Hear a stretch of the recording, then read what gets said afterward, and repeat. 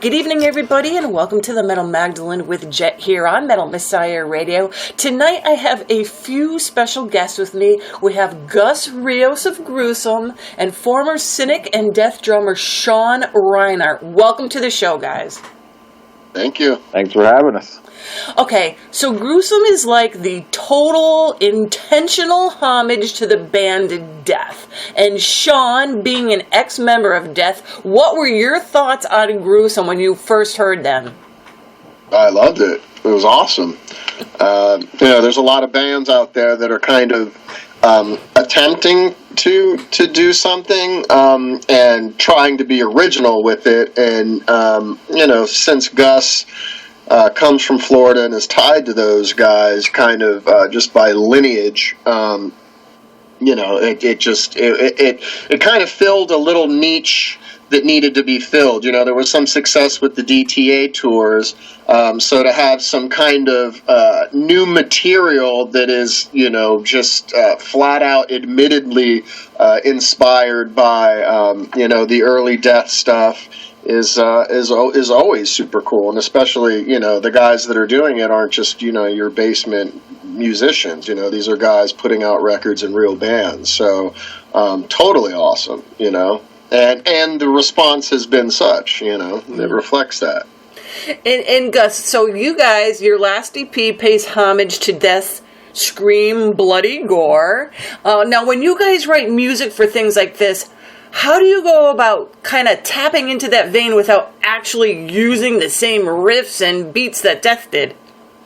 I mean, that's just kind of, I think it's just, for me, it's just kind of stems from, you've been listening to this band for so long that it's just so ingrained into your database that, and we do send each other songs before we record them and you guys hear them. So it's like, if a riff is like, yo, dude, that riff is too much like that, or it's not enough like that, there's like some back and forth quality control between the two of us, or the three of us or whatever. And, and the thing is, it's a really fine line.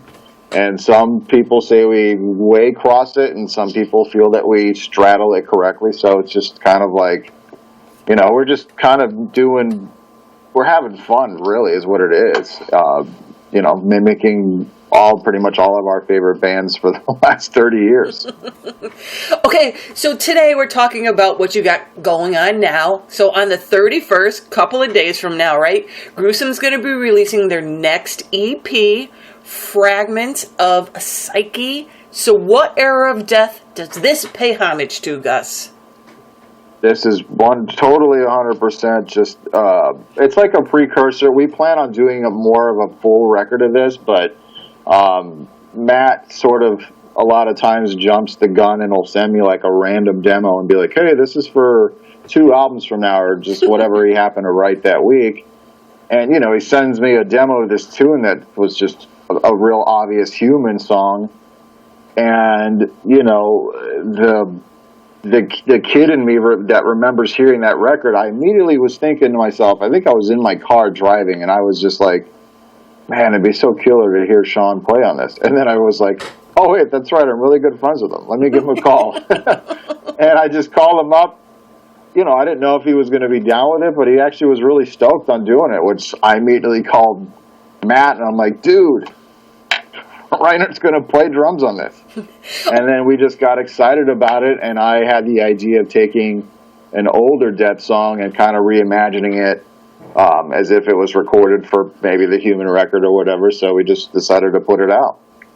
And so what could you tell us about some of the songs that included on this EP? How many of them are on there? It's really just 2 songs, and then on this, so we made a little 7-inch. The song that Sean played on is an original, loosely, in quotes, an original tune. And then I played on the other song, which is a choke on it from the Leprosy album. We just kind of like nerded it up a little bit, if you will. And the CD version has actually the original 5-song demo. So it's got some demo songs, that we never released. And so, Sean, what was your initial reaction when Gus asked you to play on this EP? I was like, there's no way I'm going to do anything associated with you or your band. I hate you. You're a loser. Everything you do, it's like rearranging the deck chairs on the Titanic. It's ill-fated and going to fail. No, I was completely... First of all, he sent me the track. And it was... And, what he asked me, and I said that, I had just set up my studio at home. I had been working with another client, but... I didn't have anything that was actually kind of in this kind of style, a more like super aggressive metal, prog thing. So the timing was just totally right. And nostalgically, it was also just like super cool because it wasn't a death song, but when you hear it, the flavor is there. I mean, It's like it's a B-side off the Human record. So I was like, of course, this is perfect. You know what I mean? Because it's not that, like I said, these guys aren't your basement musicians. They're real cats. So, and always down to pay homage, to Chuck and his music, and so I was totally stoked. Now, was your part already written, or did you get to write on any of that song? He sent me a demo, and I listened to that once just to get a flavor. But I mean, basically, the fast parts. I mean, you listen to a song like that, you kind of know what's needed. But I put my little special sauce on it, and I don't know if at some point they might release the demo version of the tune, and then what I did to it. But it's definitely different. That's the thing. Yeah, go ahead. But that's the thing. And what's interesting to me is listening to that track. It really, and I'm not saying this because Sean's my buddy, but I mean honestly, it became really obvious just how much of what is known today as the Human record, the birth of technical death metal, et cetera, I mean, a gigantic percentage of why that record sounds the way it does is because of Sean's drumming. I mean, otherwise, if you could put really simple drums to that record, to the same riffs, and you'd have a completely different record. Mm-hmm. It was really, and hearing what he did to this track, I remember listening to it going, man, that's really like, that's the fucking sound. God damn, like, it's just that he still got it. 30 years later, dude still got it, He's got that special sauce, man. I got the special sauce. I kept a couple bottles just in case I needed to bust it out later in life. The private reserve. I got a couple bottles left in case of emergency. You got to break the glass every once in a while. Oh man. And last night I was at my studio going over the set list, and I played that song, and I immediately thought to myself, Jesus Christ, now I got to play this song, and we're playing in L.A., and I know, just like last time I played in L.A., Sean literally sat behind me in the whole time. Yeah, I'll be there. Dude. Going, nope, that's not right. Nope, you tapped me. Bring a bottle of your special sauce. He fucking pushes me off the drum kit. He pushes me off the drum kit. Move over, dude. Jesus Christ. So then you're going to be playing that song when you go out on tour? Yeah, that's 100% on the set list. Awesome. So now, when you guys recorded this, I mean, did you just send tracks back and forth, or did you guys get together at all for this EP? No, it's sad to say. I mean, we really, that's just the way we kind of record. Matt sends us demos. Dan and I rework them, re-record them, send them back to Matt. Matt does vocals, then we convene at a studio and record it. So it was just kind of business as usual. Luckily, like Sean said, he had a whole studio set up in his house, so it was real easy. We sent him a scratch guitar track with a click, sent me back drums, and then we, recorded the guitars here and vocals here, and sent it to Jared to mix. And Sean, what did you think when you heard the song all mixed and put together? I loved it, and here's the thing, the other element, the fifth member is the mixer, and Jarrett comes from Florida as well and knows that Scott Burns sound. So, he was paying homage to that as well. So, I wasn't disappointed at all when, because sometimes you get a mix come back and it's just like, wow, what happened? You can really easily suck the life out of a tune if it's mixed wrong. And this has the Florida flavor, you know what I mean? So you're getting it composed and coming from the right place, and then it was mixed coming from the right place. So, it really does sound like Chuck stepped into a studio in 2017 and recorded a new tune. You know what I mean? It's pretty cool. Yeah, it sounds... Well, I think... Go ahead. That's, to go on his point, that's the thing about Gruesome, even from day one. It's like, we try to make our records as authentically old school as possible. We don't sound replace all the drums and quantize them and make it all perfect and sterile and cut and paste guitars and vocals. Like, we're really just making an old school record the way it, Sean's drums, if you were to add samples to everything, it'd probably, even me, like people that play with dynamic. No. Yeah. And like you said, it sounds very much in that vein, but with you guys playing it, of course. So, Gus, tell us a little bit about the artwork then. Tell us a little about the cover art and what formats this is going to be released. And I know you mentioned 7-inch. Yeah, when we had the idea, basically we were all just so stoked that, me as the drummer nerd kid growing up, like, I was just stoked at, holy shit, a new song with Sean playing death metal. Like, it's like Christmas for fans of his, or, that style of his drumming. So I called Relapse, and I'm like, dude, these guys, he's into doing this. Let's just do one more song, and I have this idea. Like I said, we will visit the Human record more in depth on a future recording. Mm-hmm. So the cover we did was just, obviously we had to do something along the lines of that. We weren't going to do the replica thing. So I think Jacob over at Relapse did it. And, it's obviously very inspired by the Human. Like, we even, took out the blood from the logo. And I refused to take the inverted crosses and flame out. I was like, no, we're not doing that. But, you gotta have your standards. You definitely got to have the standards. So... Well, hey, I remember upside down crosses. You can't. Listen, dude. I remember being a kid. As much as I loved the Human record, I was like, man, why they got to mess with the logo? Got to know your demographic, yo. Well, back then, you guys literally invented that demographic because that shit didn't exist. Well, there you go. You answered your own question. You had to condition. You startled me when I first heard that album. I was like, "What the fuck is this, man?" We got to keep people guessing, man. How is this guy's feet going this fucking fast? That ain't right. We got to keep you backing up. Are you guys done?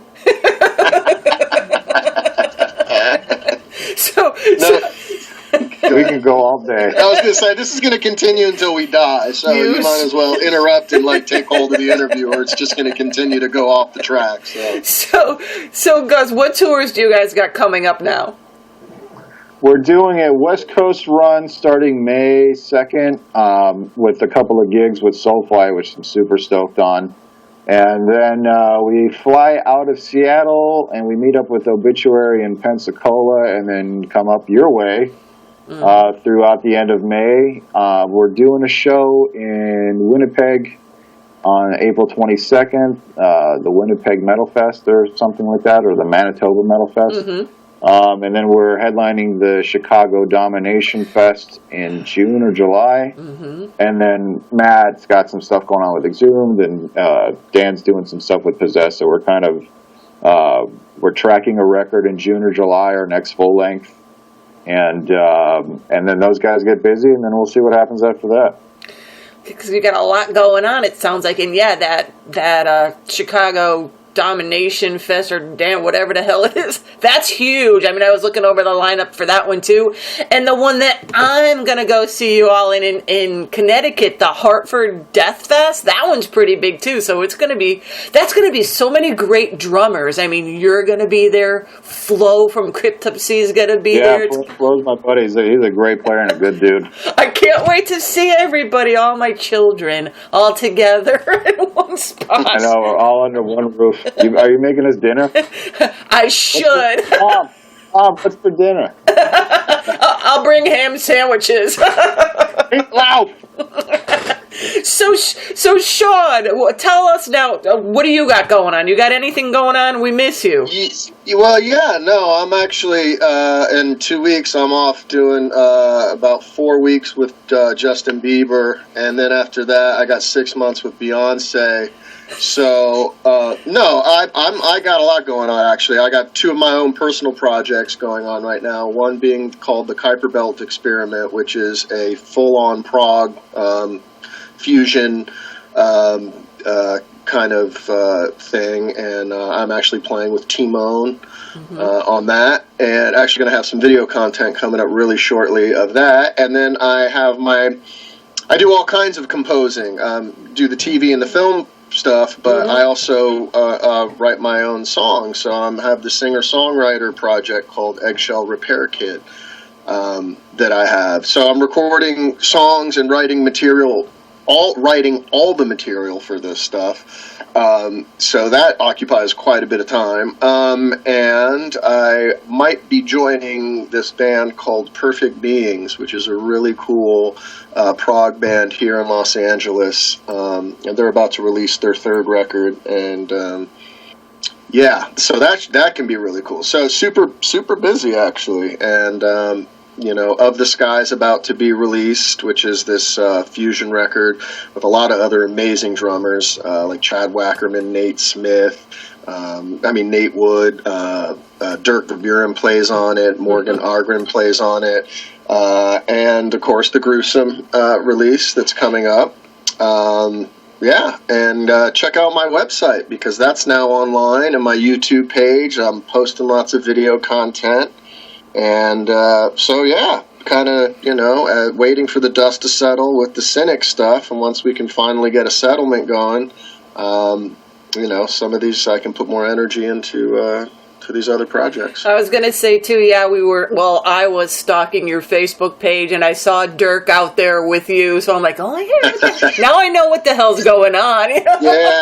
No, we've actually become really good friends with me and my husband and Dirk and Hannah. They live like 10 minutes away, so we've actually ended up, kind of hanging out almost every other weekend when he's in town and stuff. Cool. So it's become a really cool situation because they're really, really, really cool people. So you got to surround yourself with good people. There you go. And what about you, Gus? Besides the Gruesome thing, you got any special projects going on that we should know about? Well, actually, I finally found a record label. I remember the thrash project I did a couple of years ago. Well, obviously the Gruesome thing kind of took off, and I shelved it. And then my buddy Costas from the label Repulsive Echo, he stumbled on it, and he's like, "Dude, how come no one's put this out?" Blah blah blah blah. So Monday, I'm actually recording the last 3 songs with Alex Marquez, fellow badass drummer, legend, on vocals, and then I have to mix it next week and turn it in. Awesome. So definitely keep us up to date on what's going on with that.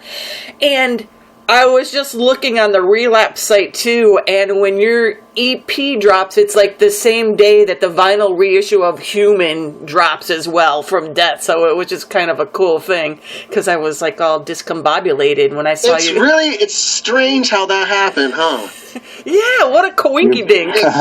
It's really bizarre. The same coinky dink happened last year with DOH and Scream Bloody Gore. I don't know how that happened. It's very bizarre. I think death metal has a season. I'm not sure. Maybe, did you pour some special sauce on it, Sean, and they call that? I'm just saying, there may be. You know what, dude? I mean, listen, Gruesome. We don't have any special sauce that we made. All our special sauce comes from these dudes. The one of them's on the phone with us now, and the other one, unfortunately, has passed. So I can't. People say all the time about Gruesome's killer, and I'm like, thanks, I appreciate it. We mimic well, but really, all we're doing is, we're not inventing even a cog on the wheel. We're just like revisiting the old ideas and just presenting it today. But I think it's done really well. And then by the fact that you're not playing those tunes, you're not upsetting anybody because you're not doing a disservice because you're never going to please somebody by trying to play those tunes. You know what I mean? So you're not. You're playing new tunes in those styles, so people can get the same feeling and enjoy that. And the fact that you're acknowledging it, I mean, if I read another person that says, this sounds like death, whatever, it's like, really? Like, come on, that's the point, you know. But yeah, anyway, it's really well done, so enjoy it for what it is, you know. I mean, thanks, and that's kind of what we all say, is it's like, hey, man, and what Sean says is actually really what it is. To me, Gruesome really, really is just a feeling. It's just, you know, which is why we got Ed Repka to do the covers, and we really try to hone in on production, because me personally, you know, the most exciting years of my life, as far as like music and discovery, were the years that, I mean, I remember getting Scream Bloody Gore. I remember the first time I heard that. I remember the first time I heard Leprosy. I remember the first time I heard Human. I mean, these are records that were milestones in my life, and 100% dictated the path that I ended up going on. I mean, I can't overstate the power of death metal for me. I mean, shit, death metal gave me my eye back in November.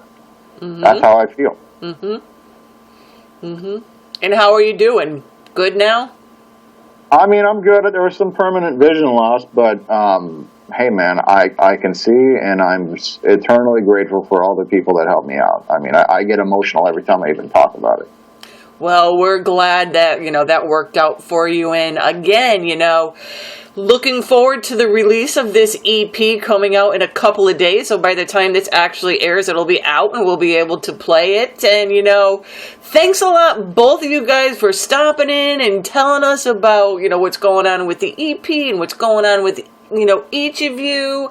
And it's cool to hear Sean on this album, especially when he has so much to do with that particular era. So it's just a special treat for the listeners. So again, thank you to both of you for coming on the show and telling us what's going on.